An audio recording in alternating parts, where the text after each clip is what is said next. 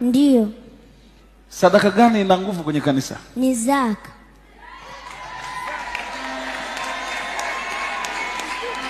Kwa hiyo sadaka ya zaka ina nguvu sana. Ndiyo, hata sadaka ya zaka si ndio iliyokuwa inamlinda baba. Mama ndo alikuwa anatoa zaka. Kwa hiyo mtu akiiba zaka mnamshughulikia? Ndiyo. Anakuwa dhaifu huyo? Ndiyo. Huyo anakuwa ni wa kwetu tayari. Jamani, wezi wa zaka mnasikia? Sadaka yenye nguvu, ulinzi wako wa mali zako ni ile zaka yako. Ukiiba ile zaka, ulinzi wa watoto wako na familia yako, wanafunzi unayesoma, unayefanya kazi. Jitahidini sana watoto wetu kutoa zaka. Usiibe zaka, biashara zako zitaharibiwa. Jitahidi kutoa zaka. Unaweza kuwa na mali zikadrop zote. Haleluya, ninakusalimu kupitia jina la Yesu Kristo, mtu wa Mungu unayenisikia. Basi bila kuchelewa, wakati huu ninakujia na kichwa cha somo kinasema ushetani ndani ya fungu la 10. Unaweza usinielewe, lakini unatakiwa utambue kwamba ushetani ndani ya fungu la 10. Nitaongea hapa kwamba ni kwa nini nasema ushetani ndani ya fungu la 10. Kwa nini ndani ya fungu la 10 kunakuwa na ushetani ndani yake? Mtu wa Mungu, bila kuchelewa sana, kuna clip ambayo nadhani umeisikia hapa mwanzoni ya huyu mchungaji ambaye anazungumza na watu wake ya kwamba fungu la 10 linaweka ulinzi. Fungu la 10 sijui usipotoa fungu la 10 ukiwa mwezi wa fungu la 10 umeondoa ulinzi. Nataka nikwambie mtu wa Mungu ya kwamba kiujumla kabisa, kwa mujibu wa neno la Mungu, yani fungu la 10 haliwezi kukulinda. Fungu la 10 sio kitu kinachoweza kukulinda wewe ukaendelea kuwa salama. Fungu la 10 sio kitu ambacho ukikitoa kwa uaminifu kwamba utapata baraka ambayo ilitarajiwa ya kwamba yani wewe usipatwe na magonjwa, usipatwe na nini. Mtu wa Mungu, hapana. Kinachotakiwa mtu wa Mungu kuwa hivyo, asipatwe na vitu vya namna hiyo, ni maisha safi, ni maisha mema, maisha matakatifu mbele za Mungu. Sasa kitu cha kwamba fungu la 10 ni kitu ambacho kinaweza kukufanya uwe na ulinzi, kikuwekee ulinzi mbele za Mungu, mimi nakwambia hapana. Hizo ni njia za wahubiri kutafuta namna ya kudhibiti mapato au kutafuta namna ya mkusanyiko, yani ongezeko la mapato liendelee kuwa jingi katika ibada zao. Lakini kimsingi ni kwamba fungu la 10 sio kitu kitakachokufanya wewe uwe mlinzi, kiwe ulinzi wako. Hapana. Fungu la 10 haliwezi kukulinda, halitakulinda, na nakuahidi kwa maisha unayoishi unatakiwa ujue kwamba fungu la 10 halitakulinda. Nataka nikwambie kitu kitakachoweza kukulinda, kitu kitakachokulinda ili uwe na baraka, ili uwe na neema nyingi, ili uwe na usalama mwingi mbele za Mungu. Kitu kitakachosababisha pekee sio fungu la 10. Sio fungu la 10. Nitaenda kusomea Zaburi 91. Zaburi ya 91, nitaanzia ule mstari wa kwanza. Hapa ndipo uanze kujua kwamba ni kitu gani kinaweza kikakulinda kwenye maisha haya. Je, ni fungu la 10 au ni nini kinachoweza kukufanya upate kuwa na ulinzi wa kimungu? Ukianzia mstari wa kwanza, Biblia inasema aketie mahali pasiri pake aliye juu atakaa katika uvuli wake Mwenyezi. Yani aketie mahali pasiri pake aliye juu atakaa katika uvuli wake Mwenyezi. Mtu ambaye amekaa mahali pasiri pa yeye aliye juu, huyo mtu atakuwa amekaa kwenye uvuli, amekaa kwenye kivuli, ameatamiwa, yani kwenye kivuli chake Mwenyezi, atakaa katika uvuli wake Mwenyezi. Anasema nitasema Bwana ndiye kimbilio langu na ngome yangu, Mungu wangu nitakayemtumaini. Maana yeye atakuokoa na mtego wa mwindaji. Huyo Mungu atakuokoa na mtego wa mwindaji, au huyo ambaye umekaa mahali pake pasiri, atakuokoa na mtego wa mwindaji. Mtu wa Mungu, utaendelea kuelewa kitu kwamba fungu la 10 halipo hapa na halihusiki kwenye kukuwekea ulinzi, kwenye kukulinda. Halihusiki kwenye kukulinda. Anasema atakuokoa na mtego wa mwindaji na katika tauni iharibuyo. Na katika tauni iharibuyo, kwa manyoya yake atakufunika. Kwa manyoya yake atakufunika. Chini ya mbawa zake utapata kimbilio. Uaminifu wake ni ngao na kigao. Uaminifu wake ni ngao na kigao. Hautaona hofu ya usiku, wala mshale urukao mchana, wala tauni ipitayo gizani, wala uwele uharibuo adhuhuri. Ijapo watu 1000 wataanguka ubavuni pako, na 10,000 mkono wako wa kuume, hata hivyo hautakukaribia wewe. Ila kwa macho yako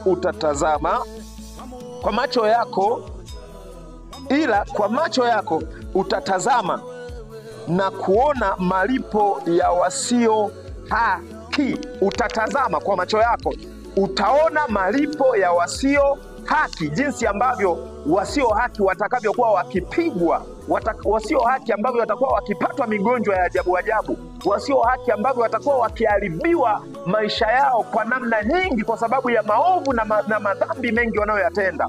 Alafu hawa wanakuaminisha kwamba eti usipotoa fungu la 10 au fungu la 10 usipotoa kwa uaminifu, ukiwa mwizi, utapatwa na magonjwa. Mtu wa Mungu, tumesoma hapa. Je, kuna fungu la 10 hapa linaelezwa hapa kwamba ukitoa fungu la 10 ndo utakuwa umepata ulinzi? Hapa Biblia inasema aketie mahali pasiri pake aliye juu atakaa katika uvuli wake Mwenyezi. Ameanza kuyaorozesha haya mabaya ambayo hayawezi kuwapata watu. Anasema ujapoona watu 10,000 wanaanguka mkono wa kushoto, watu 1000 wanaanguka mkono wako wa kushoto, na 10,000 mkono wako wa kuume, anasema hata hivyo mabaya hayo hayatakupata wewe, lakini kwa macho yako utaona malipo ya waovu, malipo ya wenye dhambi, malipo ya wazinzi, malipo ya waasherati, malipo ya wafilaji, malipo ya watu waovu wanaotenda maovu katika hii dunia. Alafu ni waaminifu kwenye mafungu ya 10 hao, ni waaminifu kwenye sadaka, ni waaminifu kwenye namna nyingi za kwamba tumtolee Mungu, tumpendeze Mungu, lakini wameyasahau maisha yao, matendo yao ya kwamba ni machafu, ni mabaya, ni matendo ambayo hayampendezi Mungu. Hao wanakuambia kwamba ukimtolea Mungu kwa uaminifu, wewe eti utapata ulinzi. Nataka nikwambie, yatakupata mabaya tu, kwa sababu huwezi kupata ulinzi ikiwa umetoa fungu la 10. Utapata ulinzi wa Mungu ikiwa umeamua kuishi maisha mema, maisha matakatifu, maisha safi, maisha yenye kumpendeza Mungu. Nje na hapo, wewe utakuwa unachezea kipigo tu wakati wote. Nitaenda kusomea tena andiko lingine. Mtu wa Mungu, nataka nikwambie kwamba wewe ambaye utakuwa unahisi kama haya, wenda tunaongea tunajiokotea, utakuja na wewe utakomenti hapo, utakuja na maandiko yako. Najua wengi sana amchelewagi kubaki pale kwenye kaandiko kamalaki, mnaniibia mimi, mnaniibia zaka, mnaniibia sijui nini na nini. Wakati watu wa Mungu, nataka nikwambie, kwanza unatakiwa ujue kabisa kwamba fungu la 10 Mungu anawaongea nao kwenye Malaki pale, kwa sababu aliwapa sheria, aliwapa agizo wana wa Israeli, taifa la Israeli, kwamba wale taifa zima, taifa lote la Israeli watatoa zaka ya fungu la 10 kwa ajili ya kuwapa Walawi, kwa sababu Walawi walikuwa hawana urithi katika ile nchi. Walawi walikuwa hawana urithi katika nchi ya Israeli. Kwa Mungu akaona watu hawa, kwa sababu hawana urithi katika hii nchi, sasa mimi naamua kuwaamuru watu wote, taifa zima, makabila 11 watalitunza kabila moja kwa mafungu ya 10. Na ndio maana nawaambia pale katika ile Malaki, mtu wa Mungu, tunatakiwa kuwa na uelewa sahihi sana juu ya neno la Mungu. Nitaenda kusomea hii ni Petro, waraka wa kwanza wa Petro, sura ya 3 na ule mstari wa 13. Waraka wa kwanza wa Petro sura ya 3 na ule mstari wa 13. Neno la Mungu linasema, naye ni nani atakaye wadhuru mkiwa wenye juhudi katika mema? Naye ni nani atakaye wadhuru mkiwa wenye juhudi katika matendo mema, katika maisha mema, katika kufanya mema? Naye ni nani atakaye wadhuru mkiwa na juhudi katika mema? Hapa fungu la 10 hamna. Hapa mchawi hawezi kukuzuru kwa sababu una juhudi katika matendo mema. Sasa matendo mema, watu wa Mungu, nataka nikuambie, usirifananishe na fungu la 10, usirifananishe na fungu la 10. Na ndio maana kwenye Agano Jipya uoni agizo limeagizwa mkazo. Yesu alikuja akihubiri fungu la 10, watu toeni fungu la 10. Auoni mitume walikuja wakiwaambia watu toeni fungu la 10, sijui fanyeni hivi, toeni malimbuko, sijui toeni nini. Hapana.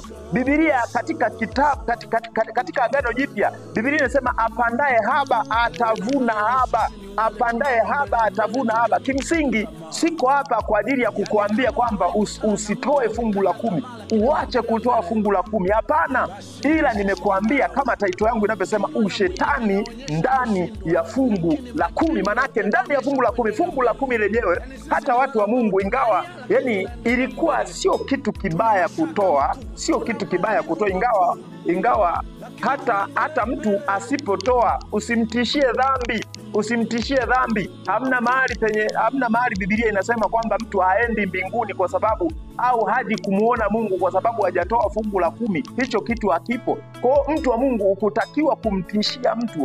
Watumishi wa Mungu hawakutakiwa kuwatishia watu, hawakutakiwa kuwatishia watu. Sasa anasema naye ni nani atakaye wadhuru mkiwa ni wenye juhudi katika mema. Sasa hapa nataka nikwambie kwamba mabaya hayawezi kukupata ukiwa na juhudi katika mema. Magonjwa hayawezi kukupata ukiwa na juhudi katika mema.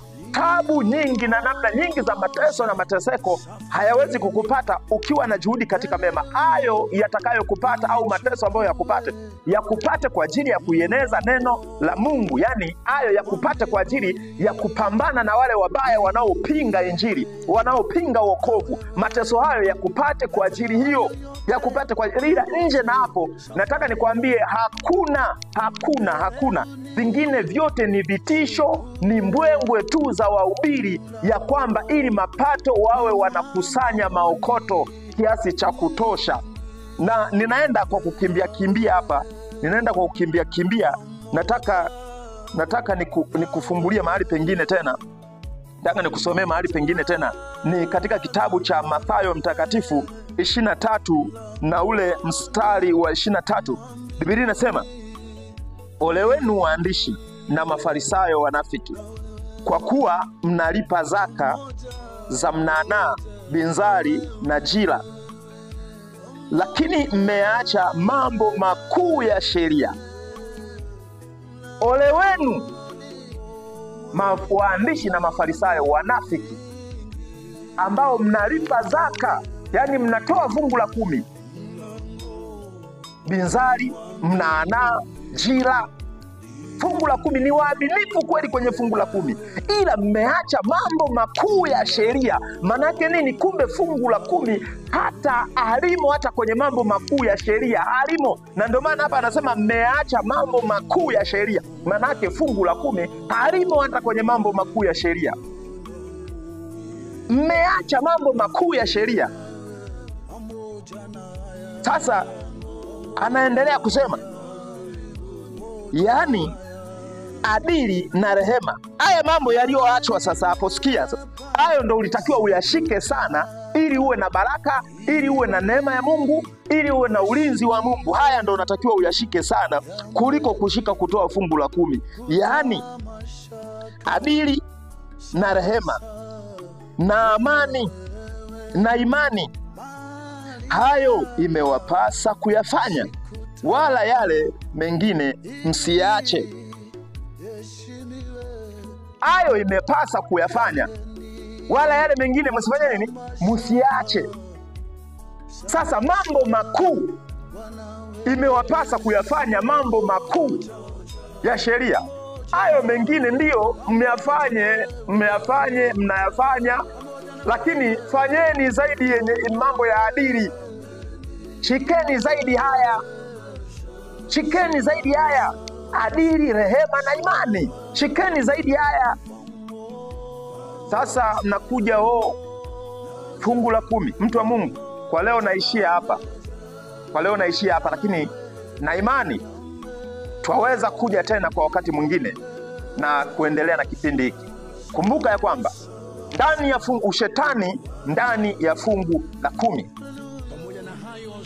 Wahubiri wengi wamewaacha watu kuwa wazinzi, walafi, wahovyo, watu wenye matendo mabaya, wenye kupenda pesa kuliko kumpenda Mungu. Alafu wale watu wavaa hovyo makanisani. Wao wameshikilia tu, akija na fungu la 10 zuri, huyo mtu anaonekana mtakatifu. Neema ya Yesu Kristo iwe juu yako wewe. Amen.